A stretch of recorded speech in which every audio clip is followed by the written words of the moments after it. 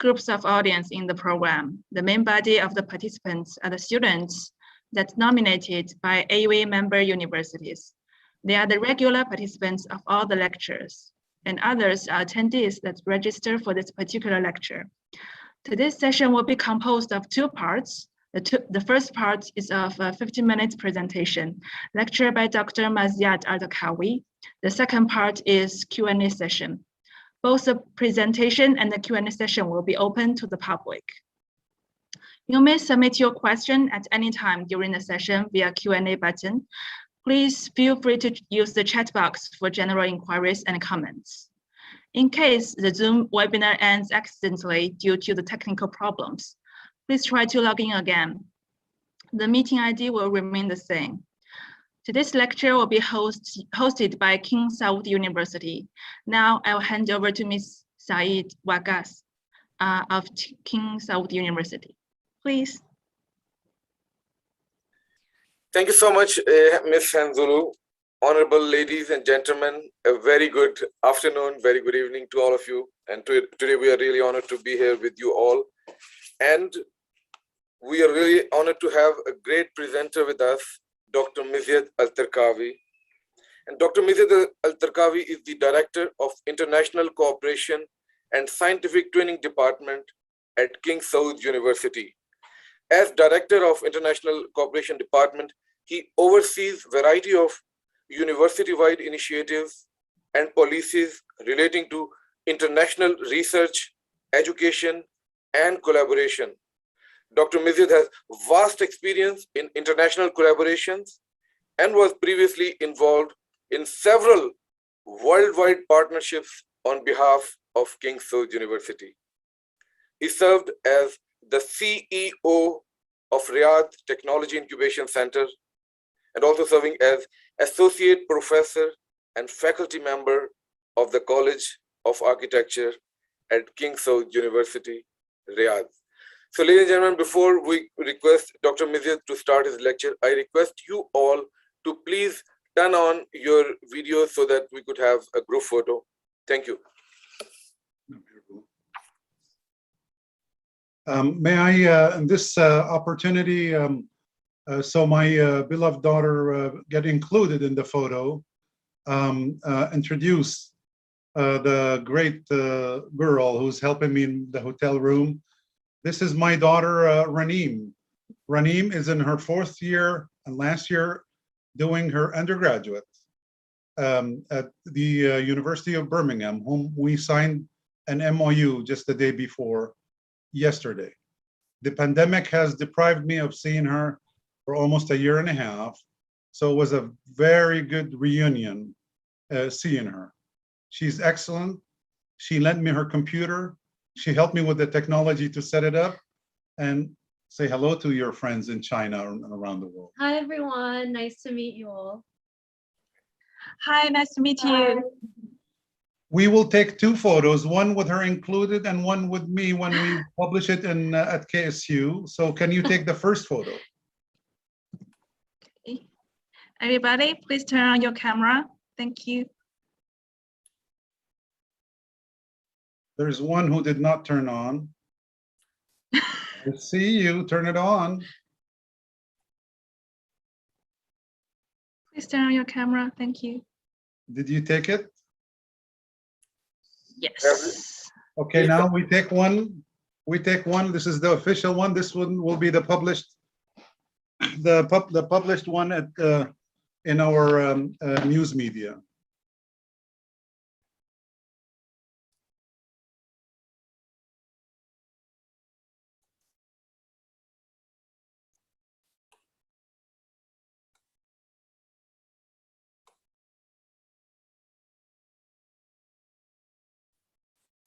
Thank you so much, ladies and gentlemen. So now the stage is yours, Dr. Maziad Al-Tarkawi, sir. Thank you very much. Let me share the screen.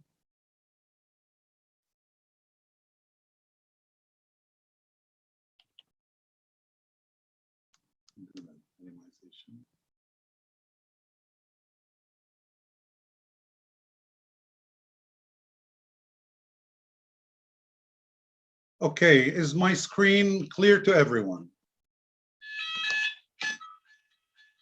Yes, sir. Oh.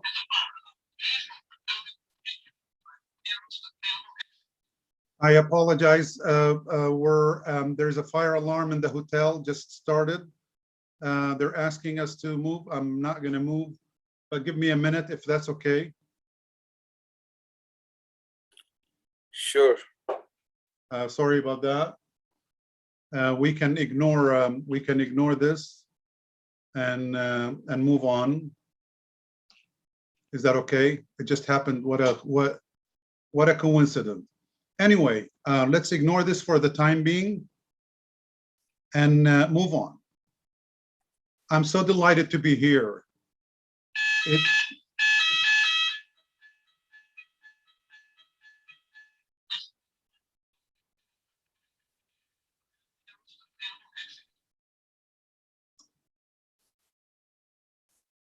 Is there any way we can have a few minutes just to see what we could do? I'm sorry, this is unbelievable. They're asking because there's a fire alarm in the hotel and they're asking everybody to clear. We have two options, either ignore. Sure, we can wait for another 5 minutes. Yeah. Can you check whether it's okay, whether it's safe there? Yeah, let me just step aside and I will check.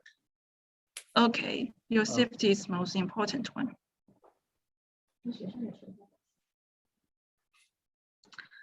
Hi everybody, kindly wait for another minute. Dr. Maziad will join us soon. Thank you.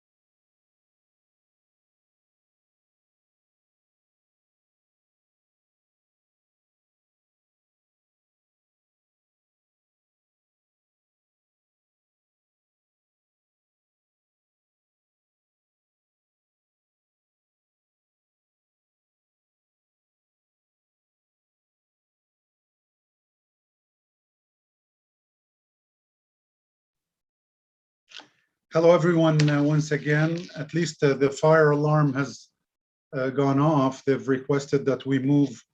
I'm going to avoid this If we hear it again, it seems like it's just probably an alarm. So let's get back to the session. Okay, we talk about, come bring it down. No, bring it down. That's it. Can I hide it? Okay, we're talking about Saudi Arabia. This is the country that is now becoming a country that has an old civilization, and it has a very interesting history. Saudi Arabia traces its roots back to the earliest civilization of the Arabian Peninsula. Over the centuries, the peninsula has played an important role in history as an ancient trade center and also the birthplace of Islam, one of the world's major religions. Now, since King Abdulaziz Al Saud established the modern kingdom of Saudi Arabia, and that was in 1932. So we're not very old after the unification. Its transformation has been astonishing. It's not because I'm a Saudi I'm saying so, but it is definitely a story to tell. Now, in a few decades, just short decades, the kingdom has turned itself from a desert nation to a modern, sophisticated state and a major player on the international stage. Just my grandparents were actually living in a desert in tents. Probably dates were the only thing that they could find most of the days. So that was Saudi Arabia until things have changed. Now, you can say that the culture of Saudi Arabia is a rich one. There's no doubt about it. Now, Islam is part of that country. Our flag actually reflects it.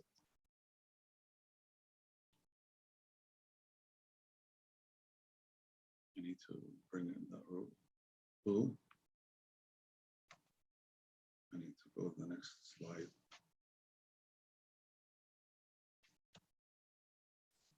From where? Sorry about that. Now, everyone hears about Vision 2030.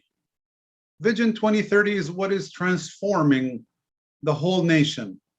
Just a few years ago, I remember while traveling, we would be labeled as, oh, you, the Saudis, and we would be looked at as someone, that was different from the rest of the surroundings.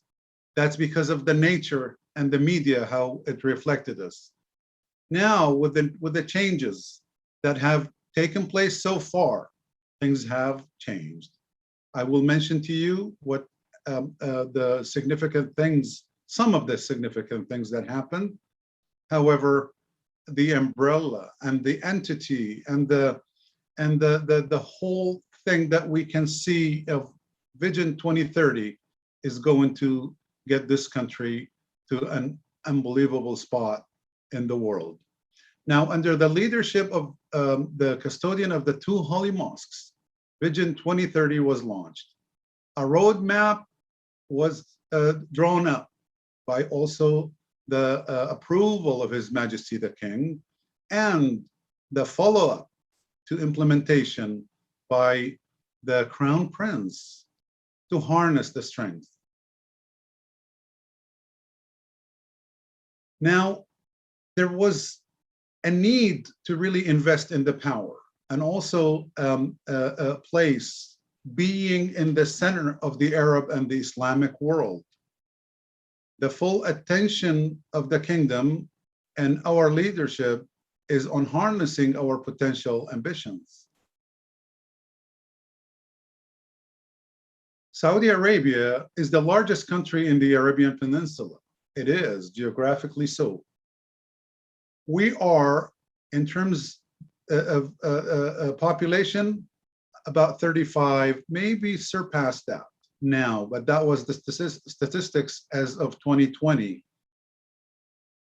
Its capital is the city of Riyadh, and I can tell you that is my city. The city of Riyadh is now approaching 9 million and soon to be 10 million. And I know of leaked information that by 2030, we probably reach the 20.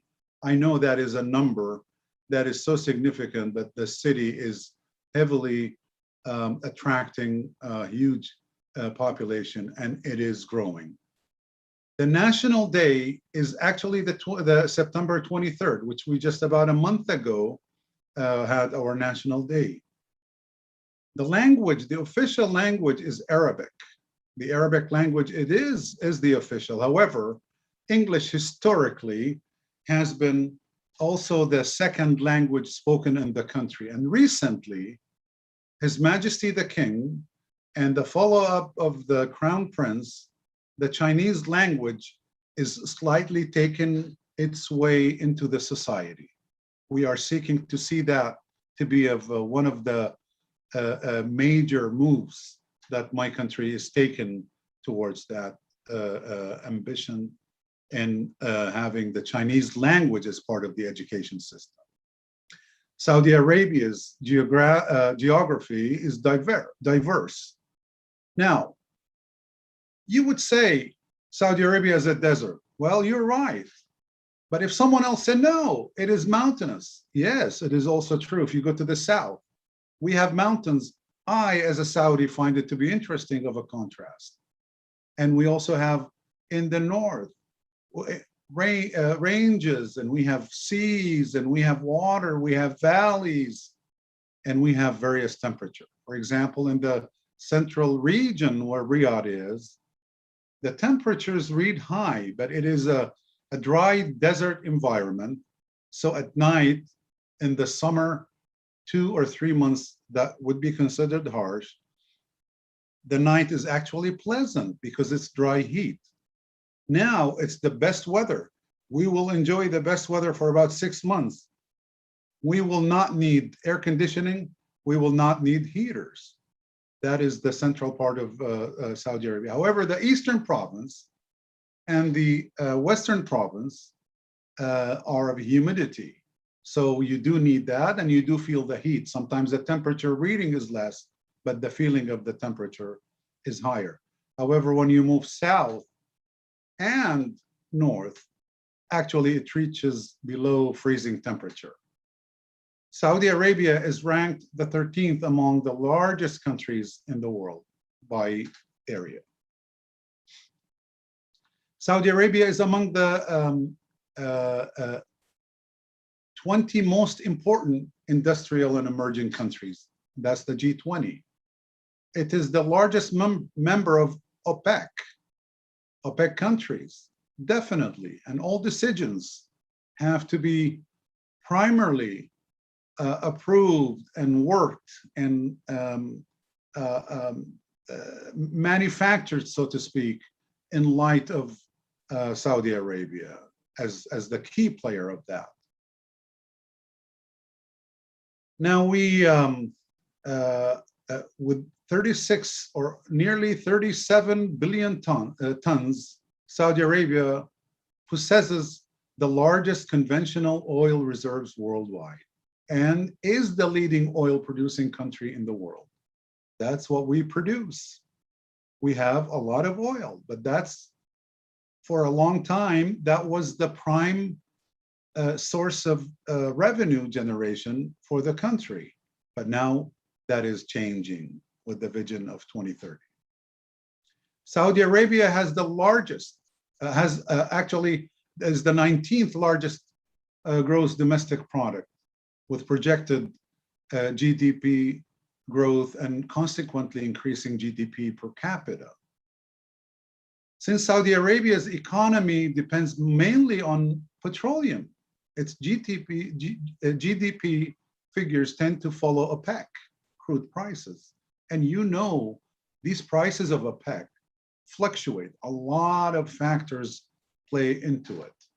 Now, the latest unemployment figures indicate a stable unemployment rate of approximately 5 to 6% since 2009. its main trade partners. Now, we talk about Japan, China, and South Korea when we talk about exports. When we talk about imports, also China, the United States, and the United Arab Emirates. For imports, we're talking about the top three of each direction. Over the last decades, Saudi Arabia was able to reduce its national debt considerably, placing it among the countries with the lowest national debt. It is a bright future when we have leaders like King Salman and Mohammed bin Salman, the Crown Prince, with the vision of 2030. It does have a bright future. Our future generations are going to enjoy what is going to happen, the planning and behind the scene work and the tedious sleepless hours of the Crown Prince to oversee all these things happening is definitely going to ensure bright future for the generations to come. Home to an estimated over 17% of the world's proven oil reserves and the largest economy in the MENA region. Saudi Arabia is a key player, not only in the region, but also on a global scale. Since its establishment, the kingdom has poured its considerable financial resources into a series of large-scale economic development. We are also allowing ourselves to reinvest and repump some of the revenues, a substantial percentage of the revenues, to invest in humans. We are working through that vision to ensure that the country of Saudi Arabia is going to have the manpower and the innovative and the green economy that we seek.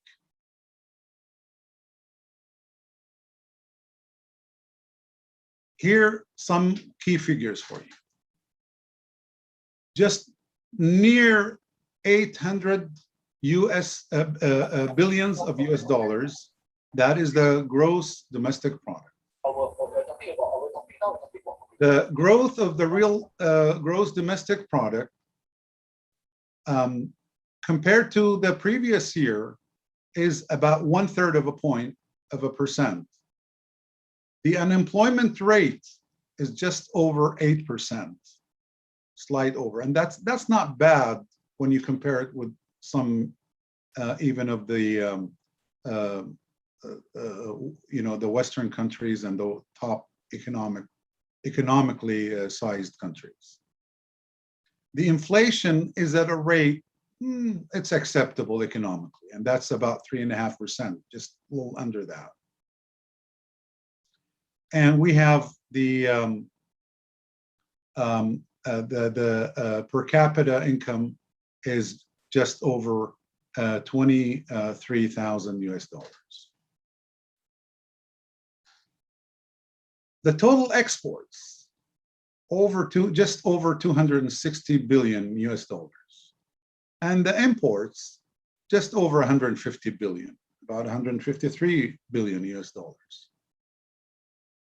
The export of oil products approach the 200 billion of US dollars, and the non-oil, and we're seeking to see that figure really rise.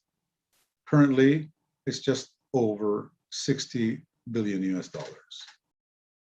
We're hoping that to be actually to overtop the top one, which you see in the light green, and that is by investing in the human capital and the human capacity and innovation. Now, it comes to this COVID-19. COVID-19, with no doubt, had its impact on the world, not only on Saudi Arabia, but on great countries like China, the United States, Europe, the United Kingdom. Every country on earth has really had to bear some consequences of that.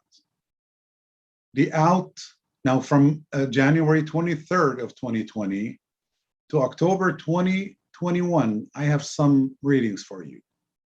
The outbreak of the coronavirus disease had been confirmed in more than 220 countries and territories. Now, the virus has infected more than 240 million people worldwide. Here in the kingdom where I am now, there is a huge reverse in readings. Just yesterday, they experienced the highest number of infected. I heard it exceeded the 50,000 infected in one day. The number of deaths had reached around 5 million, nearly 5 million. Now, some people say, well, other pandemics in the past have really induced a lot more than that. I agree. But the world has changed.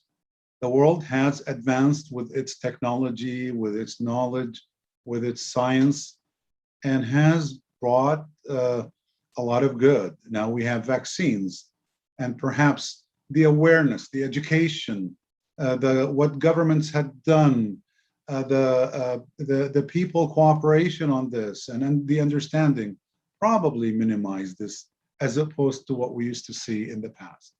The most severely affected countries include the US, Brazil, India, some of the countries that ignored, some need of imposing restrictions.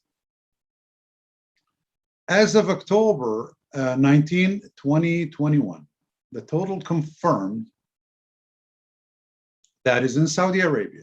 And by the way, this was just such a happy day. And this, as it was approaching for what we call the Riyadh season. The Riyadh season is just something new, just within the last very few years, and it was disrupted by this pandemic. It was, things have really gone well. The readings beautifully worked, and as people had been vaccinated, we had exceeded the 78% in population who have taken the two shots.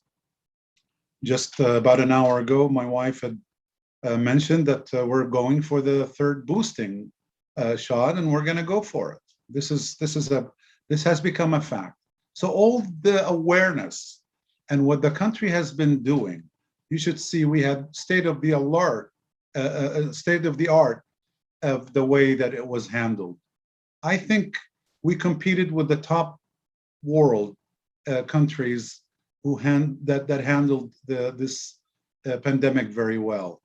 You could walk in from the minute you step in to the minute you walk out. It's about 16 minutes, and that is including 15 minutes waiting period to make sure that the fever is not there. And then you're surrounded with bottled clean water, and you have juices and also flowers. This is how the government encouraged the citizens to take, and I have proven with my wife and my daughter that when we took these things, we documented all these wonderful things. It was state of the art. We're very proud of that. Now, the current active cases as of that date, really just a little over 2,000. That's not bad for a country of our size. The total recovered, look at that number. It's nearing 540,000. That means what our Ministry of Health, under the directive of the Crown Prince and His Majesty the King, have done very well. The critical cases, as of today, only 100. Go to other countries, they're in thousands. We're not that. We're not that at all. We're very proud of our statistics. The number of doses administered, nearly 45 million. Now, my country was one of the first who assured the citizens of having the vaccines, and also helped neighboring countries and other poor countries to obtain the vaccine for their citizens. So my country has not just been selfish to secure the vaccines for the citizens, but also for the needy countries as well. The first dose, which was the 23, almost 24 million, that has reached 68% of the population, and the second 60%. I was told just this morning, I was on the phone, that actually these figures are higher. We're approaching the 70% or the top 60, and then the top mid to the top 70. So, and these statistics are very impressive, and we're very proud of that. Now, the 2020 framework for the COVID-19 socioeconomic response.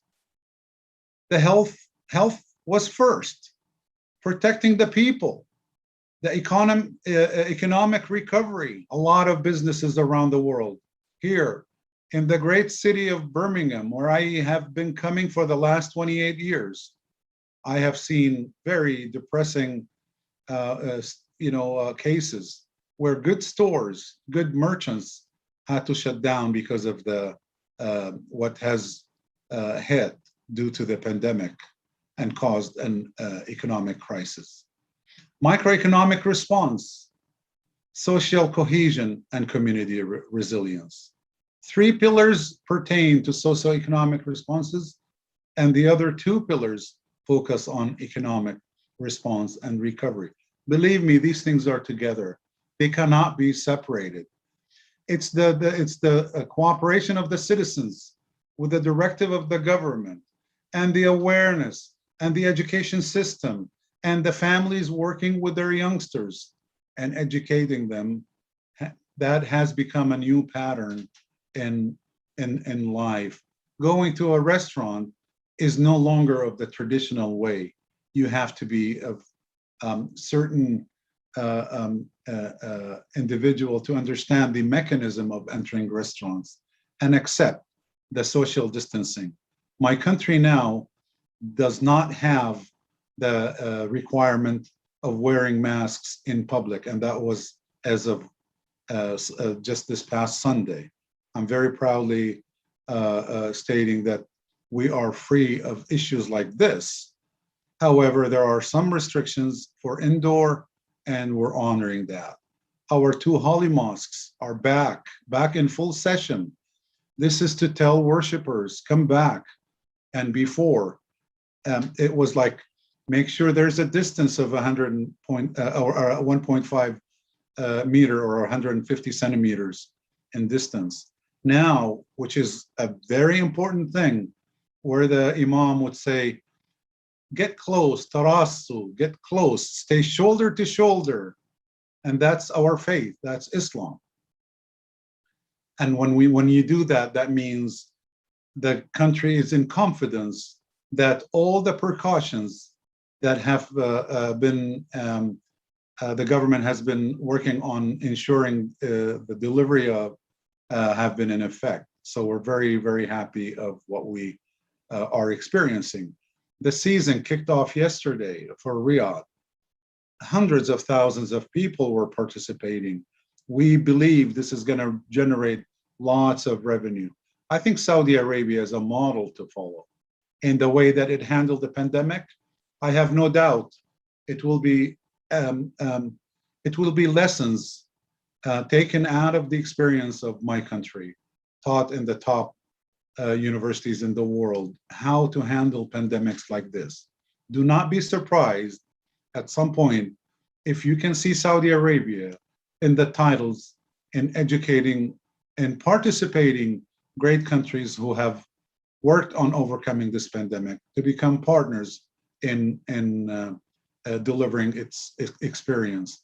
What was happening around the Kaaba and the pilgrimage was really a style where the movement system, the social structure of it, and the way it was organized, the organizational structure was very impressive.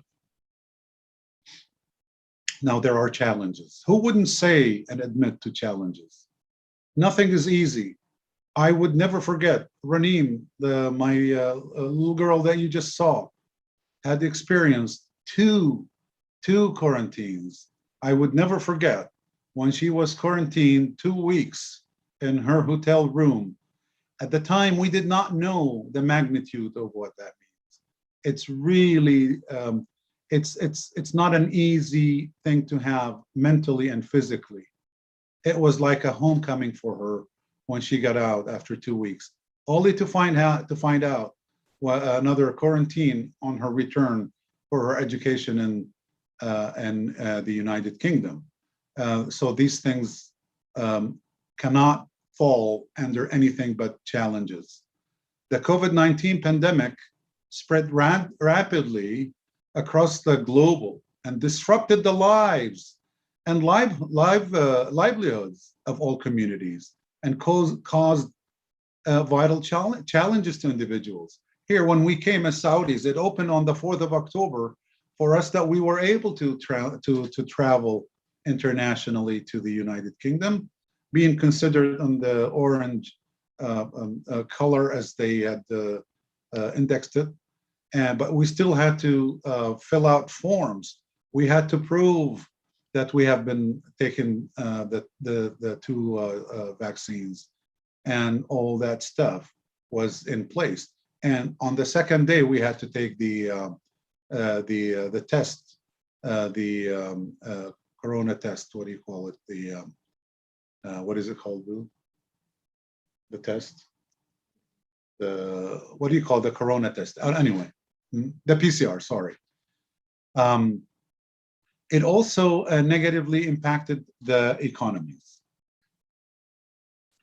Now, the COVID-19 pandemic coincided with a significant drop in the global prices of crude oil. If you remember last year, there was a time when it was actually given at zero value, the oil. Something was strange happening. A lot of things on the map of economy and economics have taken place. And at some point, the reading was negative. Unbelievable. That was the first time that I would see such a thing until people came out, experts came out and started to explain. Now, in the Kingdom of Saudi Arabia, the oil and gas sector accounts for about 50% of the gross domestic product. So you can tell how much we were affected. The government was willing to take a lot of its reserves to make sure that the citizens have not been affected in their lives. I remember we could not walk on the streets. We could only go to get groceries in limited time. It was virtually empty. We worked, we stayed at home. There was no work, very minimal, but our salaries continued. That was something that my country is very proud of. Individual incomes connected to the energy sector experienced immense fall in the KSA. Low oil prices compound the negative demand and supply. Now, the shock of COVID-19 and resulted in a tremendous fall of nominal GDP with both oil and non-oil sectors, reporting contractions after the first half of 2020. The leadership of Saudi Arabia demonstrated extremely commendable efforts to control the spread of the COVID-19 virus through a range of timely and well-developed measure to mitigate the impact. Honestly, it was a story to tell. The government invested more than 7% of the GDP to alleviate the impact of COVID-19. Despite the great efforts of the government, however, the scale of the COVID-19 pandemic generated socioeconomic disruptions in the country and beyond, affecting every sector of the economy and every aspect of life, with some groups, such as temporary contractual workers in KSU, being particularly affected. I want to say something here, and I want to stop. When my king, when the Crown Prince, when my government decided to contain the virus, every citizen that was on the soil of Saudi Arabia received equal treatment. There was no one that could prove that there was any segregation. you go to the centers that were spread all over the country, you would see people from all nationalities. The king himself announced, even if they were illegal immigrants, they were to receive the treatment without questioning their illegality of being in the country. Now, that is human. We live in a very human country. We have a human king. We have a human civilization. Our faith teaches us that. Our rulers give us the chance and make sure actually to implement it. As a result of the lockdown, the economic costs surpassed the last financial crisis of the 2008, if you recall. I remember that clearly. I used to be in Asia at the time, and I remember a hit in the 2008. Some of it started to call it Black Day, Black Market, Black whatever. Now, the double blow of depressed oil prices and the COVID-19 pandemic placed unique pressure on the Saudi economy. And the government had to bear a lot of pressure to make sure that the citizens and the people who live are not affected. COVID-19 further devalued oil and wreaked havoc on a non-energy sector. Summary of challenges. If we were to list and itemize a summary of the challenges, we have public health, depressed oil prices, rapid unemployment, business scaling down, Hajj and Umrah, lack of renewable water resources, education, and especially primary education, where internet access is limited and online mode of teaching was hardly any substitute. Believe me, what was done on the teaching, we call Manassa. Manassa was the platform of delivering and teaching. It is spoken of in the West and East. I think Saudi Arabia probably was one of the top countries who really made sure that the education system was continuing, and very effectively so. However, here you are, and we want to learn something out of today. Every disaster, every pandemic, every trouble, everything, please look at it as also opportunities. Here where we have to be smart about tackling issues like this. COVID-19 took the world by storm, a storm that humanity has been struggling to navigate throughout each walk of life. Saudi Arabia was not an exception. We cannot say we're an exception. We were not exempted of any trouble that was hitting everyone. The crisis also presented an opportunity for a new frame of thinking and modifications of the Saudi economy. And I will tell you something, everyone would agree that we've learned a lot from this.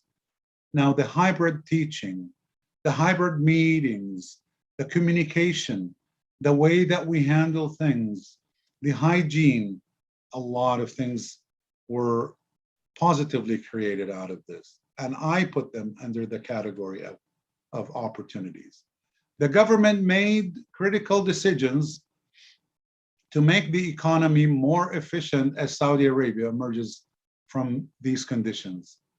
Also, the government's economic renewal of the kingdom is progressing steadily in accordance with the Saudi Vision 2030. Our projects are still going on. Even in the days that no one was on the street, some projects, the workers, probably not at full capacity, but with very high safety measures, continued to do the projects. So the vision was not going to be affected. And it was done in a very scientific manner. In March 2020, the Saudi net foreign assets fell by almost 27 billion US dollars. And that is to just over 460 billion US dollars. And that's the lowest in 19 years. So you can see how some statistics were impacted. The Saudi economy emerged from the period of the hardship with refined priorities. Definitely, this thing was a pressure on every entity, government or private, to really restructure its way of thinking, to restructure its administrative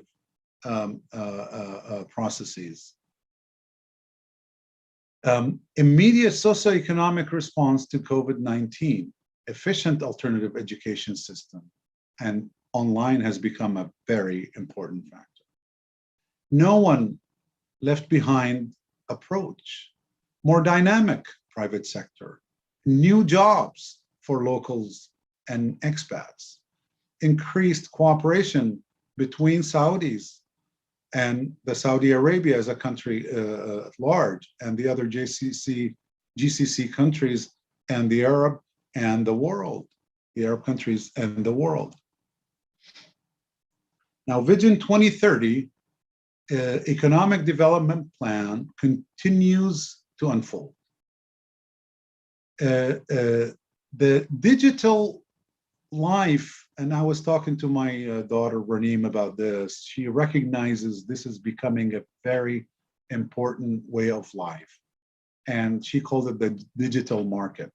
And now I think everything is becoming digital. Our government has done a great job on using technology to actually get into the digital setting. We have apps now that basically tell you everything. You wouldn't believe. You could renew your driver's license. You could request a birth certificate, a death certificate. You can set up an appointment, renew your car registration, make your visas for your workers, for yourself. You know, all these services are online. You can apply to get your passport. You don't have to go to the agency. Such things have been really very impressive. And I think what we have is definitely world class. The fastest growing hotel segment in the region, and these are opportunities, benchmarking best international practices across businesses, leader in adoption of technology, economic renewal of the kingdom. The Saudi government announced a set of support packages for the private sector, totaling almost $61 billion US. The government did not leave the private sector to struggle. A lot of things had happened, and I can assure you the private sector would acknowledge this. They received a lot of help. The citizens who were working in the private sector received assistance to stay afloat and continue to live honorably. The packages include exemptions and the postponement of some government dues, like if you had loans, if you had payments, all these things the government ordered all agencies to allow the deferral of that. Over 13 billion US package to support the banking and the SMEs. No sector was left behind. Every sector had its share of support from the government.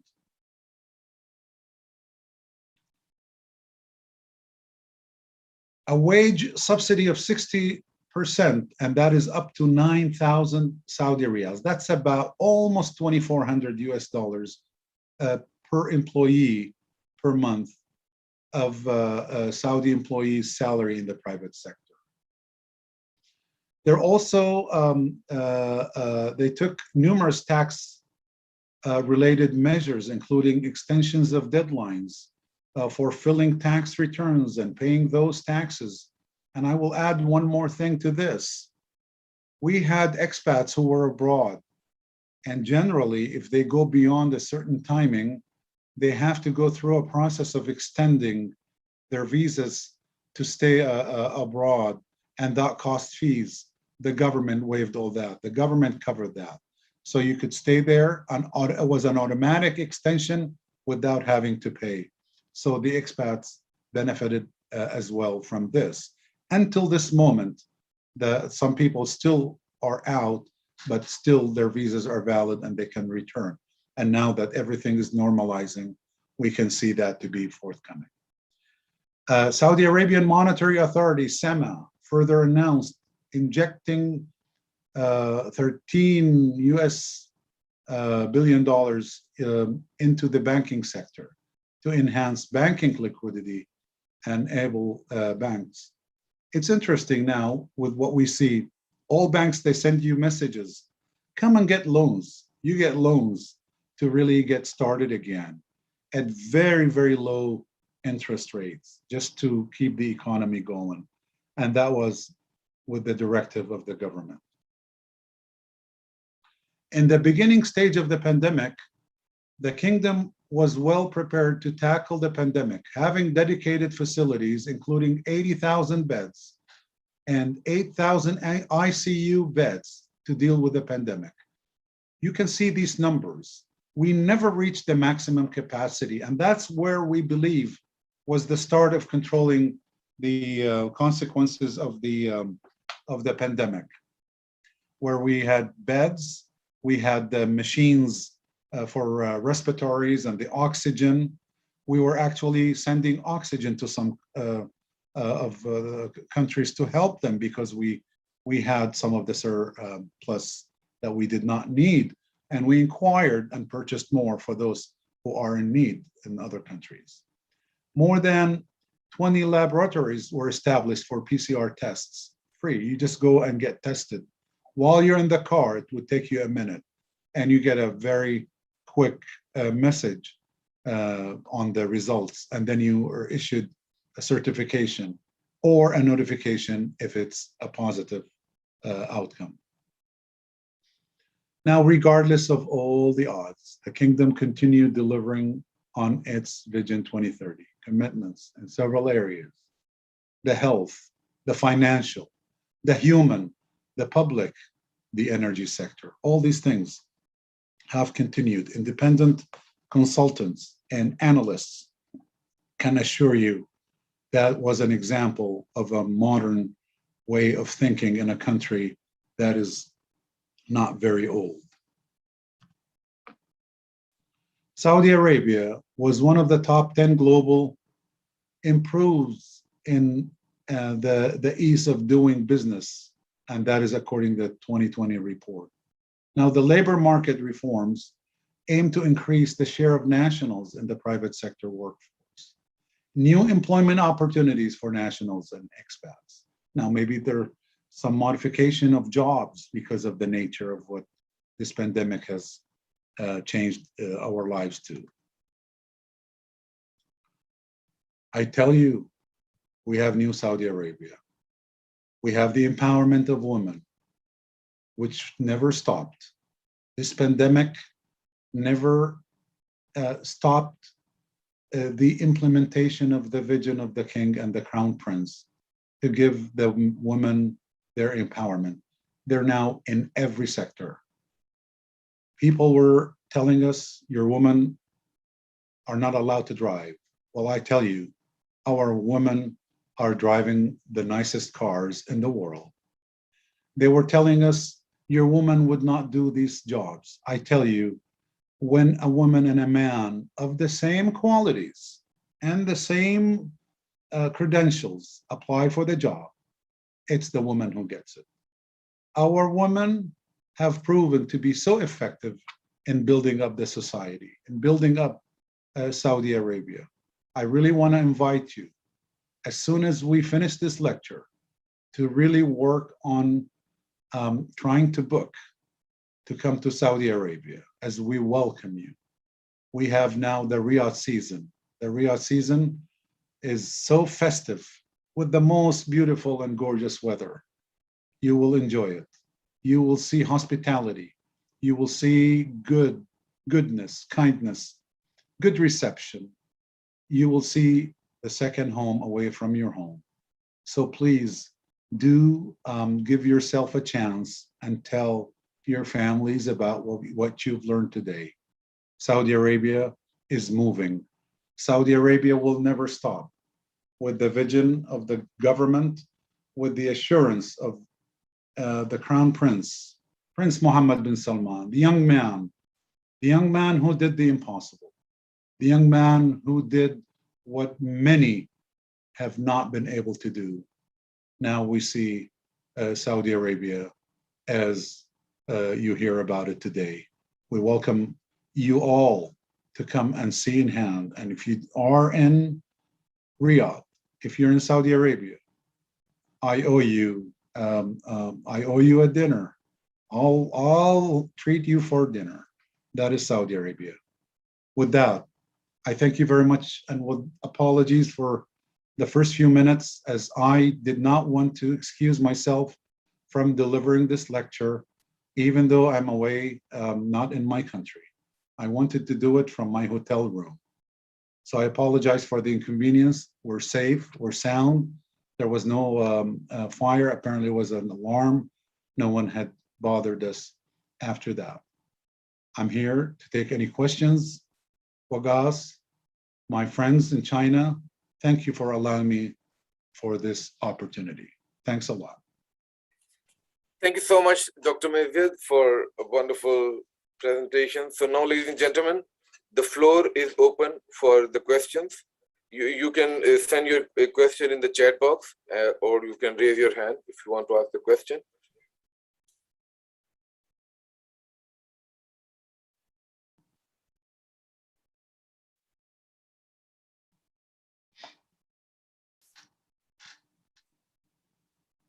Hi, there is one question from chat box. I believe it's from one of friends from King Saud University, because I cannot read his or her name. Can I? Yes, please. There is one question from Miss Noura Umar Al-Bishi Noura. The question is the economic situation expected to return to the way it was before? That's a very good question. And I will tell you something. From what I'm seeing, from what was inconceivable at some point, what we see today, I'm very optimistic. Like I said earlier, there are opportunities. I'm very optimistic that the economy is gonna recover. And I think we're gonna be an example in Saudi Arabia of that recovery. I believe within the next 5 years, we're gonna see a lot of things happening.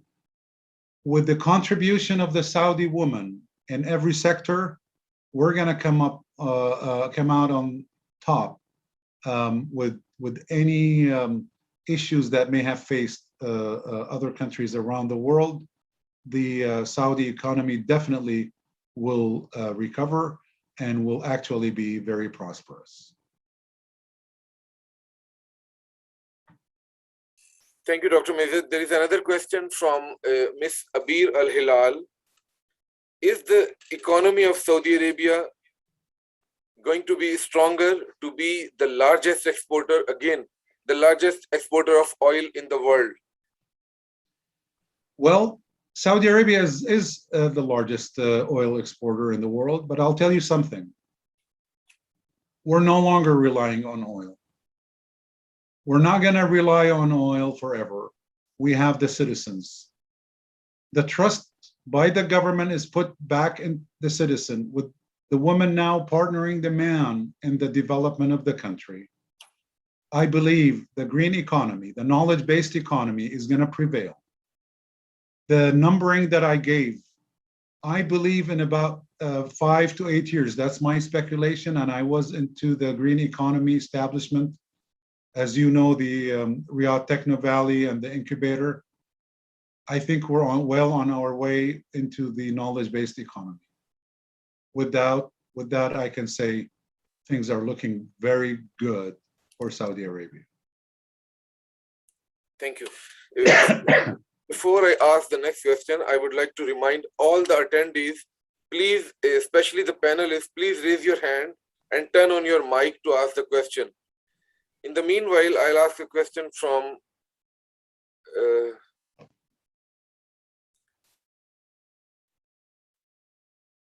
one question from Mr.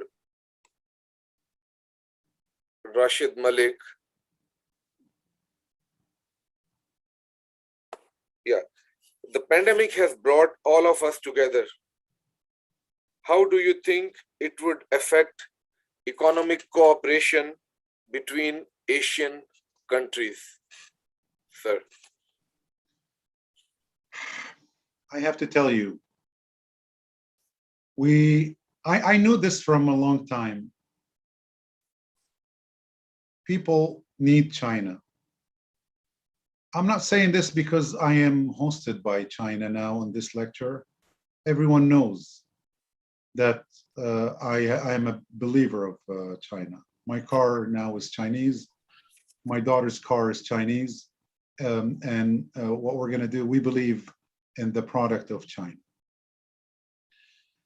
If China decides to stop producing something, the world would be hurting.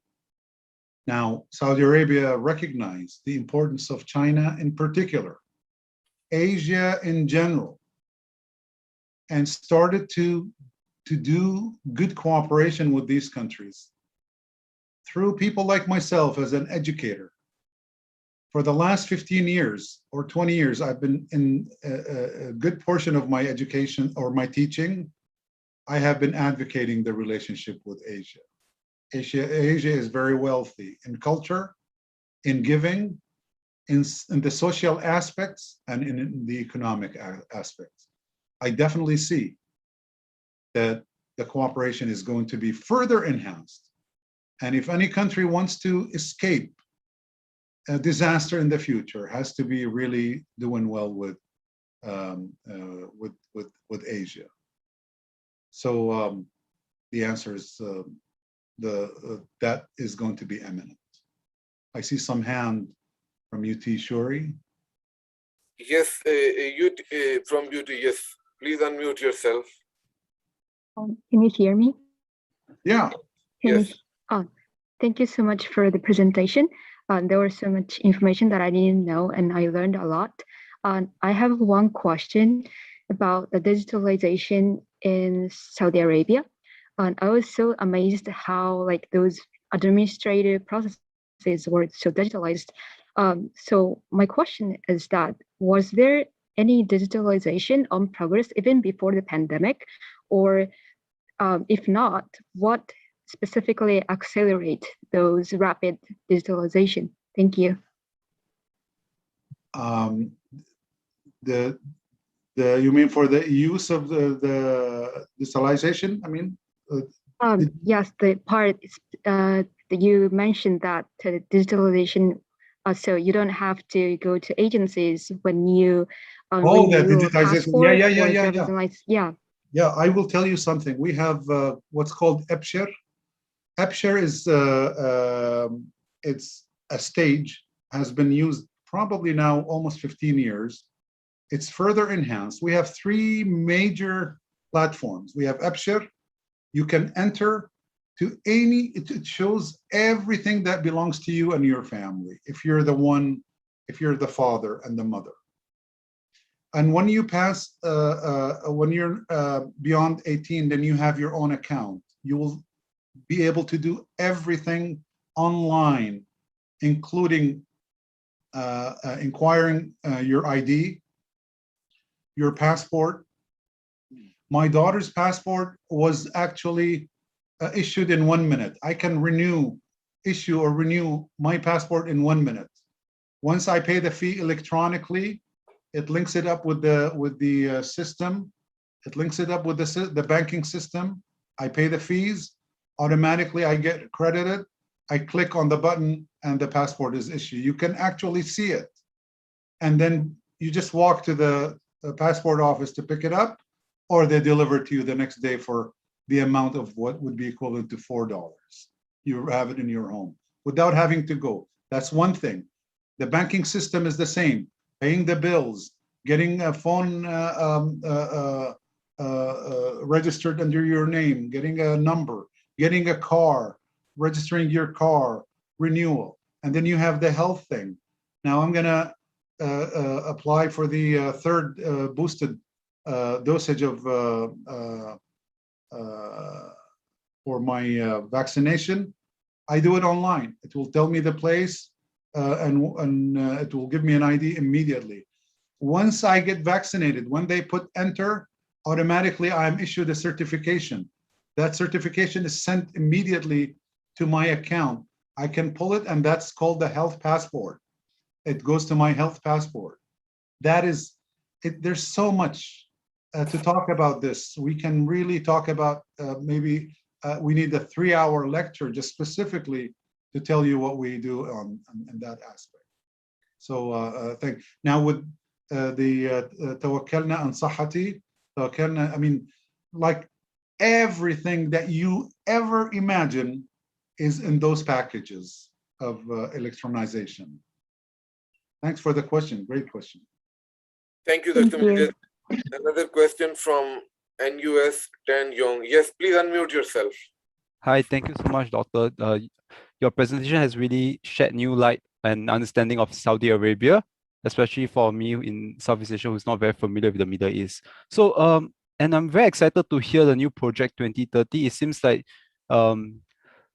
Saudi Arabia will be in a good position, especially with these massive infrastructure projects. So my question to you will be that now that there will be infrastructure projects going on, what do you think will be the challenges from the social dimension? Do you think how will the people be able to compete in this knowledge-based economy? And what do you think will be the strategic competitive edge of Saudi Arabia? Thank you. Thank you very much. A very good question, and I will try to answer as in a simplified manner as possible. The knowledge-based economy is not going to be away from any country that is determined to improve its lifestyle, to improve its economy, and to escape future disasters. Saudi Arabia has recognized this about 15 years ago and decided to invest in the people. And that's why we have now more than 100,000, maybe 150,000 students on full scholarship for the government spread around the world. The languages now are learned by the Saudis. Before, it was exclusive to English, but we came and injected the confidence in our citizens to learn Chinese, to study in Korea, to study in Japan, to study in Asian countries where languages at some point were seen as very difficult. When the king visited China, one of the translators was actually a Saudi. He was a student. He was a student. I know him personally. He was one of the translators. So when you have that exposure internationally, diversified fields, specialists. Yesterday, as we were walking the campus, we saw ladies, young ladies studying petroleum engineering sponsored by Aramco in the University of Birmingham. How serious they are. They're going to go back. And these people are learning now how to become innovative. They understand that the multidisciplinary programs are facts. So you're no longer just an engineer. You do business management and you do marketing, and along with it, you have executive degrees, all that thing. The hubs, the science parks that the country now is establishing around in the different geographic location in Saudi Arabia. All that is going to generate innovation. And I can tell you an invention you'll be very happy of. One of our scholars, Professor Hani Lansari, has a patent now where he found a way to extract energy out of sand. We have the most sand in the world. And if we extract energy out of it, then petroleum becomes just a secondary thing. And this becomes the first and initial. And that is through knowledge-based economy. So we want to leave a lot of the natural resources for our future generation. And that's definite that the knowledge-based economy is part of the new vision of Saudi Arabia. Thank you for the question. Thank you for sharing so much exciting plans. Thank you. Thank you so much. So there are some comments. One comment is, a question is from Sadim Musa. What do you think of the health sector in the Kingdom of Saudi Arabia? And will there be development in the next 20 years? What sector is that? The hand sector? The health sector. Oh, the health sector. Oh man, I tell you, I'm not a medical doctor. I'm an engineer, and I'm an architectural planner. I can assure you that the medical sector is probably the most I am very proud of. Our doctors get the best knowledge and experience from all around the world. I told my wife and I told my family, if I am ever, if I lose conscious and there are doctors, one from each country on earth, which doctor would I choose? I would ask her to immediately choose the Saudi doctor for me. The health sector in Saudi Arabia is very impressive. We have proven it. I'm not just bragging about it. Let people come and see. It's a great thing. It was led by somebody like the Ministry of Health. The minister was not a doctor. He was in the engineering, the computer, and the business sort of mixed disciplines. And he did a marvelous job, well planned. Every entity now is focusing on its human capital to make sure that all the fields, all the specialties are covered. We have the highest technology. We get the best equipment, and we send our people to get the best from wherever that best is, in whichever country that is. So the health in Saudi Arabia is probably one of the best in the world. We have, you know, the Siamese, when you hear, oh, the king has granted, you know, a gift to somebody who has this issue, and they would fly them over to have this operation in Saudi Arabia. Saudi Arabia is number one on, you know, separating the, where you have twins that are, you know, connected and like they're born connected, and so on. And the eyes and the dental.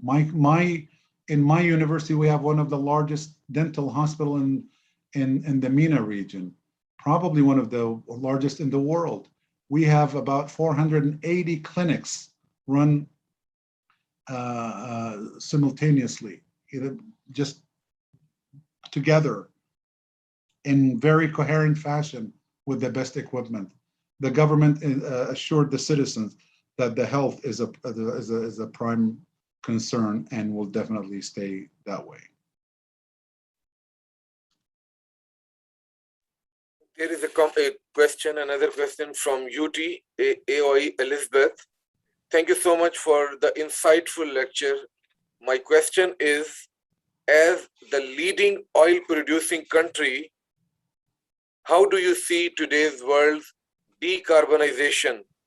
And what is your future plan with oil industry? Look, we cannot shut down our oil industry. No country on earth has this wealth, and for environmental reasons will say I'm shutting that down. No one. And I'll tell you something, and I teach this to my students.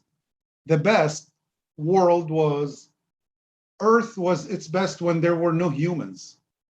No humans, that means every natural thing was as God made it.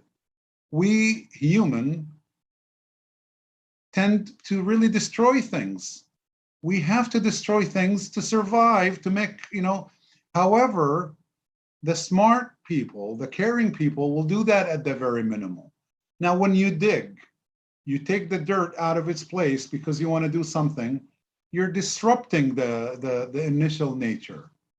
When you take a tree to give room because you need to build a little home, you're disrupting nature. When you cut in the mountain to get material, to build from that is disrupting nature. Now, with that resources that we have, that we cannot let go of because it's a prime resource until now, and the world needs it. If we decide we're going to play with it, the world will be in trouble.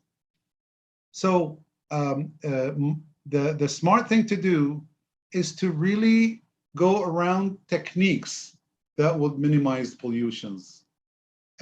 Use the green economy and innovation, using some of the resources that you get from the oil to reinvest back into the humans and the technology to overcome any issues environmentally. So I think we're going to see a reduction in the carbon emission. We're going to see a better and healthier environment as we go along. And we're going to see more requests and laws in effect by the government to secure very acceptable level of carbon. So we're definitely one of the leaders in advocating this, and all treaties around the world that needed to be signed, Saudi Arabia was one of them in that respect. Thank you, Dr. Mazid. Another question from UT Akari Mizuno. These days, the oil prices are rapidly increasing. What is the cause of this increase, and will it bring the positive influence on the Saudi Arabian economy? Yeah, good question. Of course, when the prices go up, it's positive because that's a revenue essential for us, and we see that.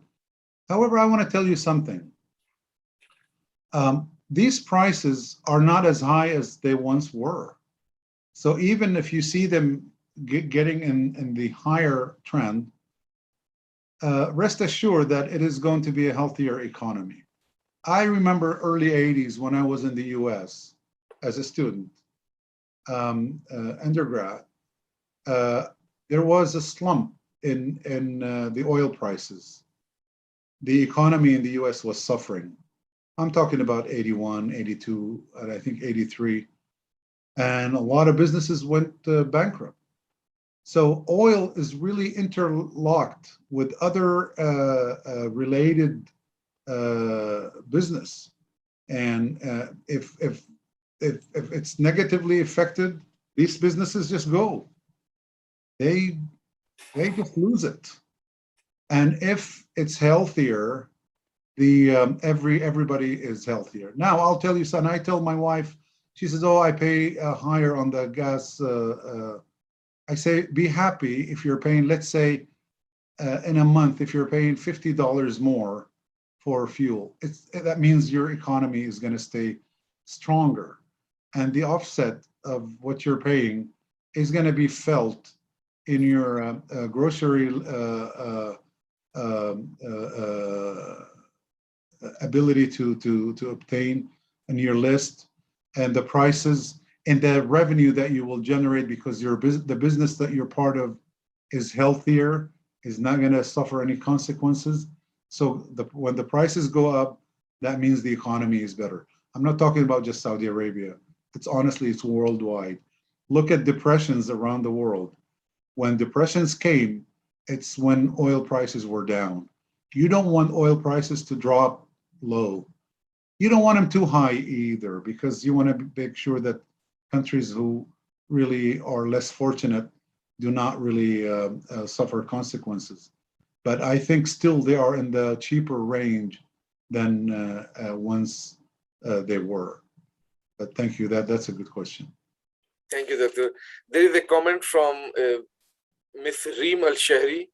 Thank you, Professor Al-Tarkawi, for this fruitful session, which highlighted the new Saudi Arabia, the new brand of humanity, tourism, and the best place to live.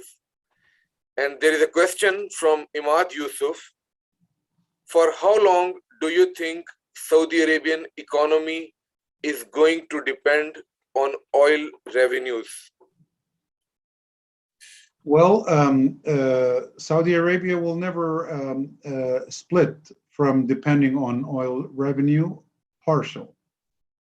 It's never going to say, oh, we don't need it. It is needed because you need that revenue to reinvest back into the economy, invest back in the people and projects and growth and development. However, I can assure you, by 2030, we're going to see probably, if we don't see 50-50, we're going to be nearing that ratio. And if we add another 10 years from that, probably we're going to secure that ratio and even better. So the graduality is definitely there. The assurance that the lesser dependency on the commodity is going to be less to generate honorable living and revenue for the citizens and the expats living. But I would imagine by maybe 2040, we're going to be seeing things looking very, very healthy for everyone. Yes, there is a raise of hand from Mr. Ray. Yes, sir. Please unmute yourself.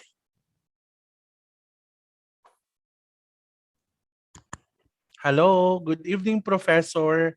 Assalamualaikum. Alaikum salam. Good evening. Yeah, good evening. My question is about the Saudi Arabia government, the Saudi Arabia in general.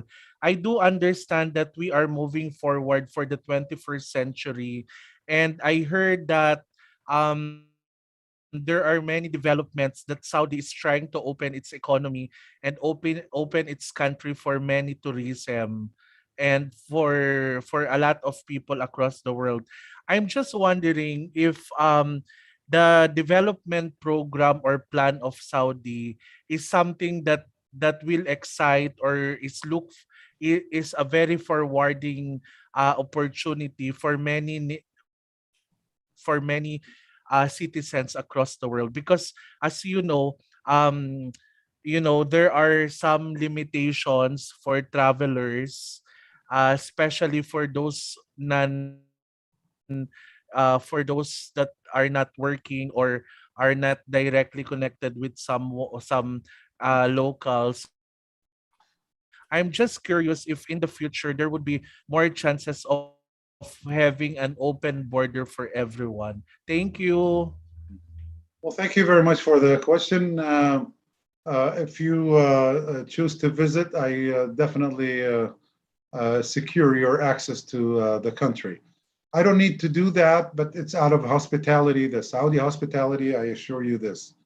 Like every country on earth, we want the people who come to visit to feel the pleasure of the country. We have a huge country. The size of Saudi Arabia is one third of the size of the United States of America. So it's a huge country. And when you do come, if you have to have the means to come, you have to be able to afford your visit. Although our country is not very expensive, but you need your own accommodations. You need to travel around. I, as a professor and at my age, when I apply for a visa to the UK or Europe or the US, I have to produce some documents to prove that I have the sufficient fund to go and spend the time and return without having to sleep on the street. So we want whoever comes to be honorable. Our hospitality does not allow us to see that you're not happy, you're not healthy, you're not enjoying the country. So it's just a basic minimum requirement that you're able to afford. That's what we ask for. Now we have I think 23 nations that can just walk in without even prior applying for visas. But the rest of the countries, you can, but you just have to, to show documents, and the process of visas worldwide has become a lot easier and more accessible.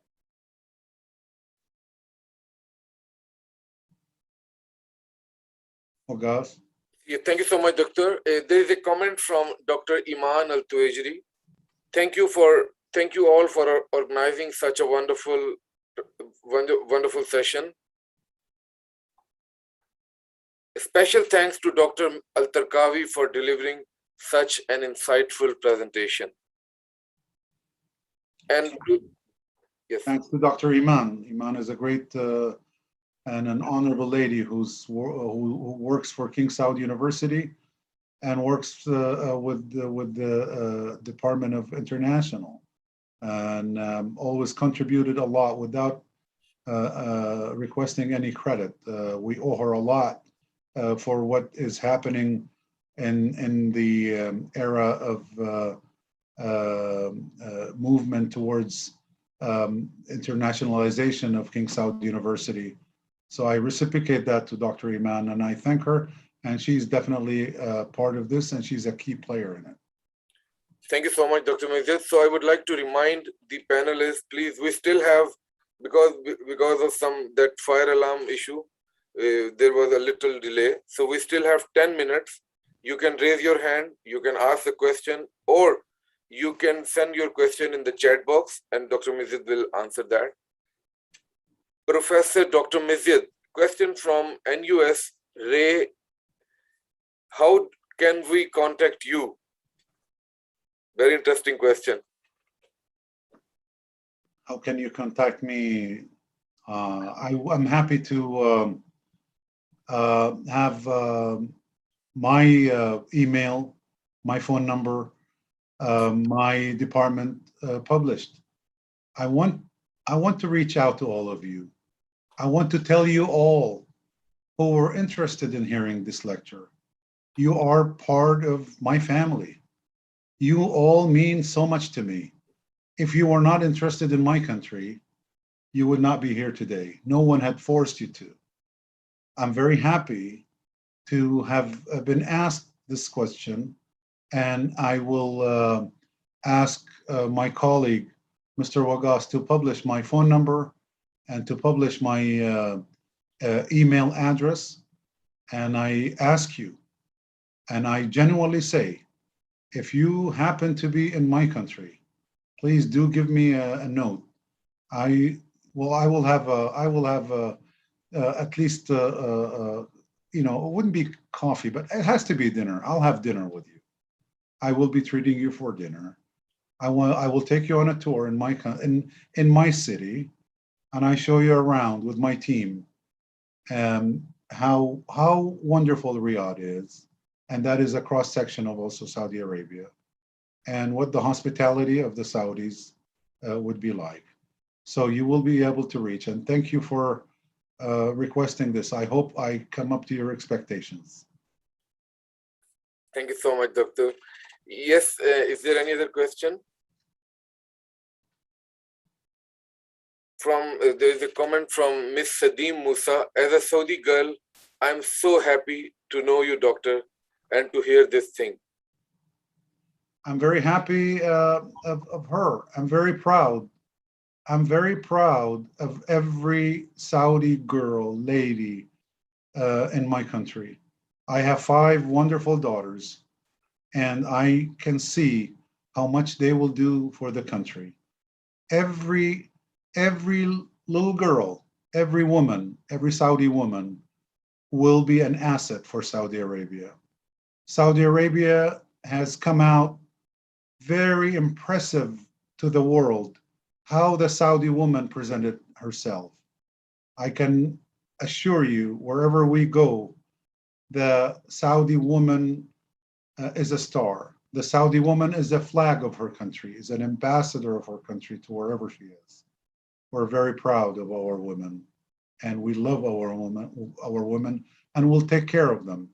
Each one of you is my daughter, my sister, and I respect and adore every one of you. Thank you so much, Dr. Mizyad. Mr. Shikha Abdul Karim, Miss Shikha Abdul Karim asked, can we get a certificate, please? And Miss Hanzulu already answered, the certificates will be issued to nominated students only. And there is another comment from Tan Yong from NUS. Saudi Arabia is indeed an interesting country with exciting prospect, especially with Vision 2030. The plan to transit to the green economy is a good news to the world, especially with the impending climate change crisis. It's just a comment. So we still have 5 minutes if you have any questions. I want to comment on one thing. I know some of will not be issued based on that criteria certificate. I will say something. If you visit my country and you're out of this audience, we will issue a letter that you were part of this. You visited the country because you were part of this.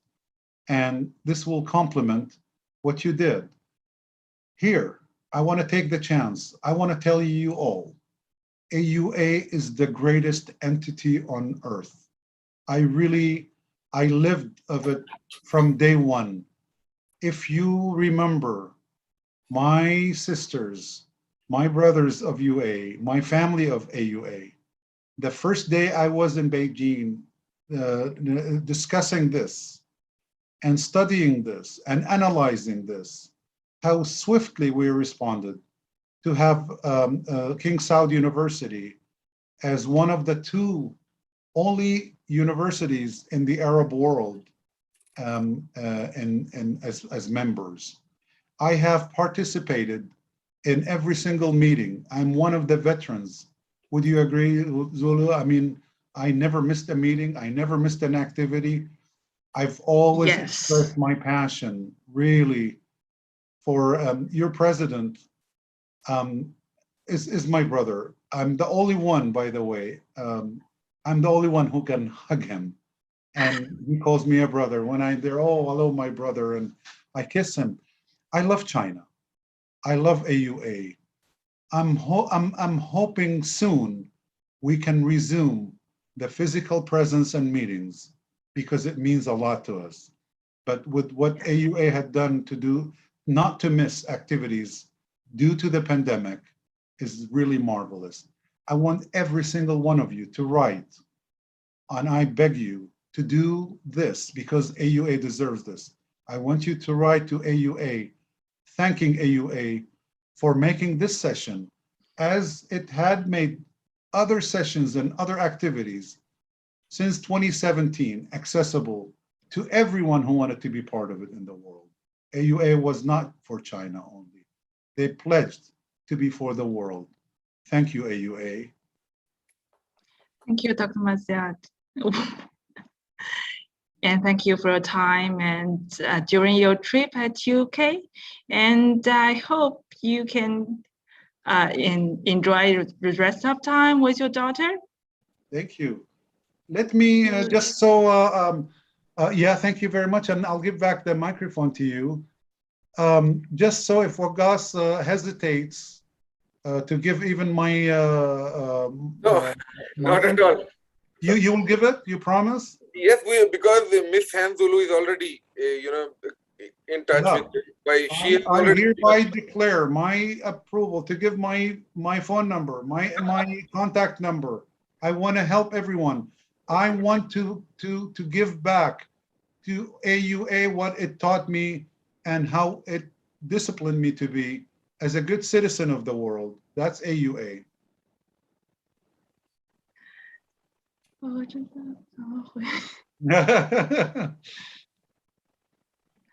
Thank you. And it's already 8:35, so I think we might. There's still some students ask about the certificates. So the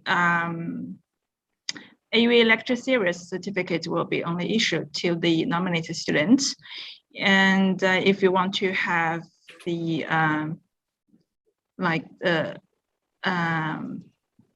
the proof of attendances for this particular lecture, can they contact you, Mr. Said? Yes, sure. Okay. Please contact Mr. Said after the session. And thank you again, Dr. Maziat, for your wonderful and very informative lecture. Thank you. I appreciate that. I appreciate every moment and every second that we spend it. And I look forward to contributing more.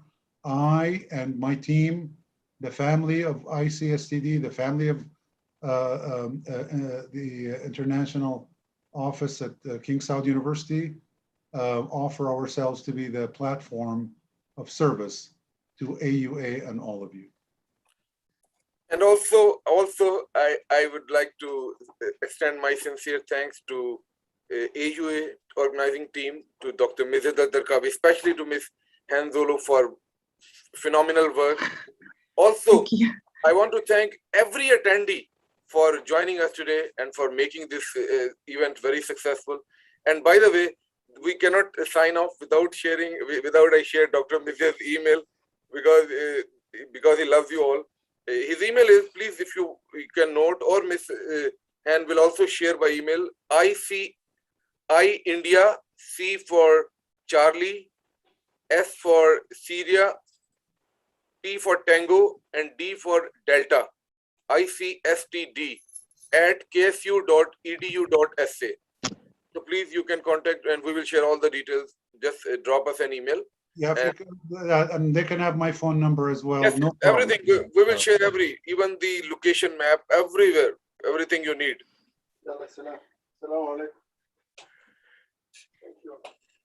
Okay, thank you. Well, thank you very much. I want to thank you personally, Zulu. You've done awesome. You're great. And I thank you, Mr. Ogas, for this. I thank everyone. And I want to thank my daughter who has given me the support today, Miss Raneem. She's the great lady, the great friend of mine who stood by me today and insisted that after this, I take her for Chinese lunch. So we're gonna go for Chinese early dinner. And after this, you have been stimulating. It will be my pleasure. So all of you think of us having a great Chinese early dinner tonight. Enjoy your Chinese early dinner.